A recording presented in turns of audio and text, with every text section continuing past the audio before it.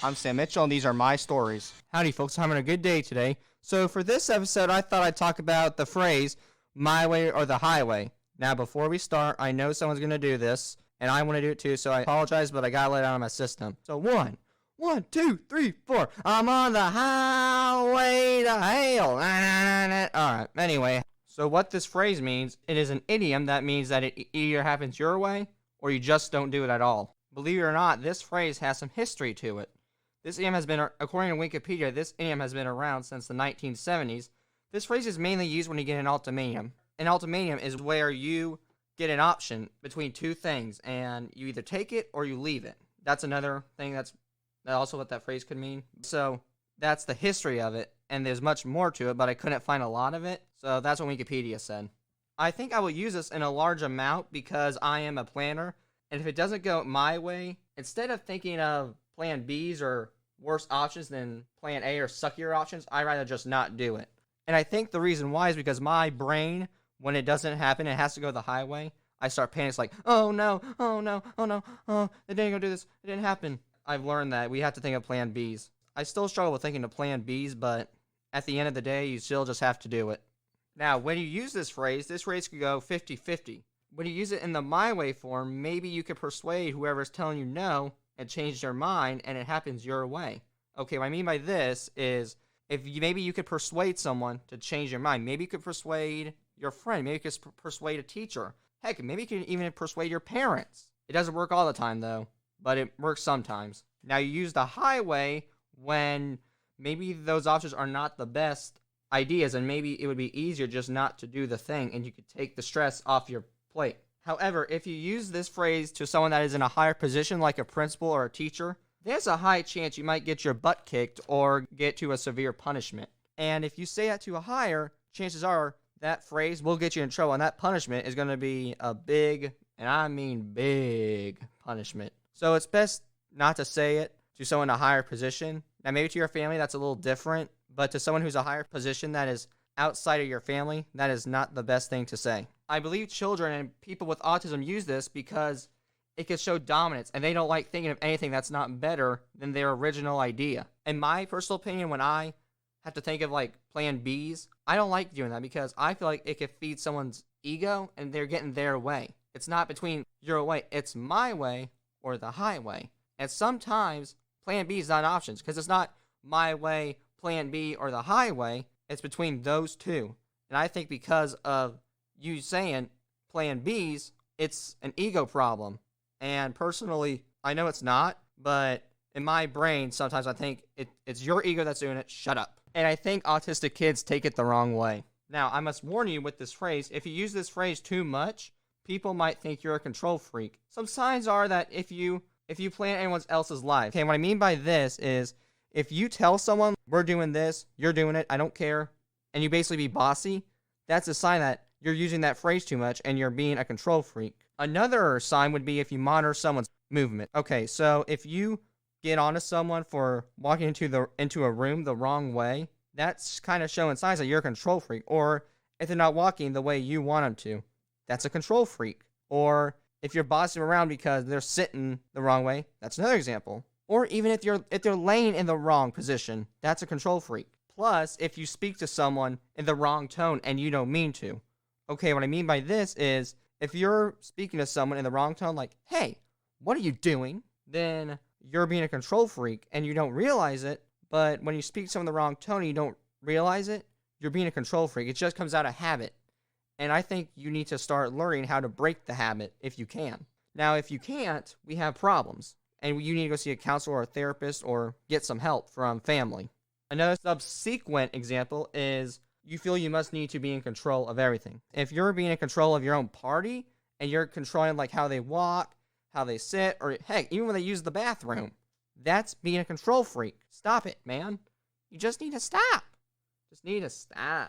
If you control someone and you just have to feel the urge to be in control, you gotta stop because you're gonna rub someone the wrong way and they'll probably put you in the ditch. The biggest and the final sign is when it affects your relationships. Okay, maybe your control freeness can affect your relationship with your family, with your father, with your uncle, maybe even with your great grandma. But if you don't think it can affect your relationships with your people, Trust me, it's affected mine before. Now, I can't remember how, but I think when I was a little bossy to my cousin, he didn't want to play my games. I was a control freak because I had used that phrase, my way or the highway. And I would force him to play games. But anyway, he wouldn't play it because it was like, all right, buddy, you're playing it, or I'm going to be mad at you. And because that's an example, a pure, and I mean pure example of my way or the highway. I mean, now, granted, we get along perfectly, but we came a long way because I used that phrase. It wasn't all me. Granted, it was some of him, but it was mainly me because I was so bossy and I kept using that phrase, my way or the highway. And mainly, it went the highway direction, which isn't good because he was stubborn at the time.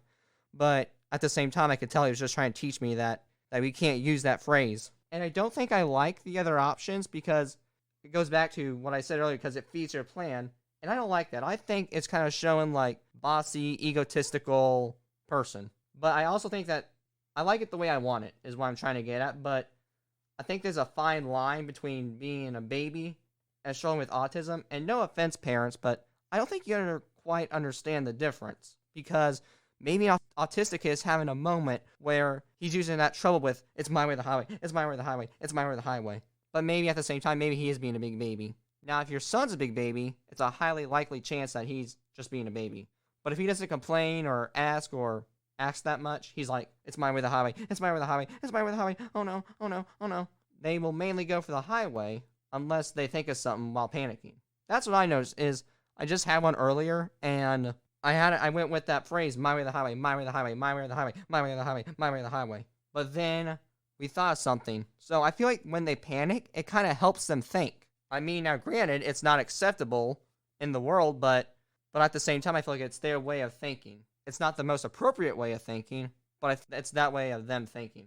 And here's the deal. Even though it's mainly used in teen years, I feel like younger autistic kids deal with this too, but in a different way. An example of that would be if you mess up a young one's routine in their brain, they want it their way, and it's hard to break their neat routine. And what I mean by quote-unquote, air quote, neat routine is they want it their way all the time. Like, they want to be like, let's say morning routine every day. Like, oh, breakfast, brush teeth, deodorant, mommy washes my face. But if you break it's like, you switch it's like brush teeth, breakfast, mommy washes my hair, they may have a little freak attack because they want it their way. Now, when you're older, they don't want it as much, but when they're younger, they want a routine that fits them very perfectly. And it's hard to break, trust me, it's very hard to break. But as I got older, I learned that we can't do that. So I think maturity is the key to breaking it. Now, I know I'm saying that this is all bad and you should avoid it, but I actually think you can use it to someone as long as you're respectful. Now, if you choose not to say it or are too fearful to say it, there are better alternatives that you can say it.